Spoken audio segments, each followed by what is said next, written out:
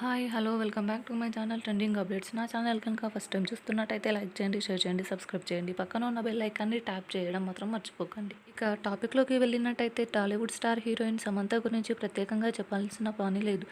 ఈ బ్యూటీ ఏమాయ చేసావే సినిమాతో తెలుగు ప్రేక్షకులకు పరిచయమై మొదటి సినిమాతో మంచి ఫేమ్ సంపాదించుకుంది సమంత.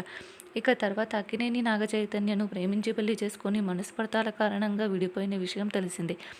అప్పటి నుంచి వీరికి సంబంధించిన అనేక వార్తలు సోషల్ మీడియాలో తెగ వైరల్ అవుతున్నాయి.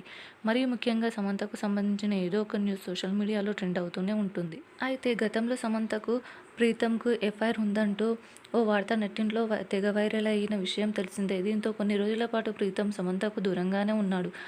ఇక మెల్లిమెల్లిగా వీరి గురించి కూడా జనాలు ట్రోల్ చేయడం ఆపేశారు. అయితే తాజాగా సమంత చేసిన ఓ పోస్ట్ విమర్శకులకు దారితీస్తోంది. అసలేమైందంటే సమంత తాజాగా ప్రీతం జక్కల్కర్ పుట్టినరోజు కావడంతో ఆయనకు బర్త్డే విషెస్ చెబుతూ ఐ లవ్ యూ అంటూ ఓ పోస్ట్ షేర్ చేసింది సమంత.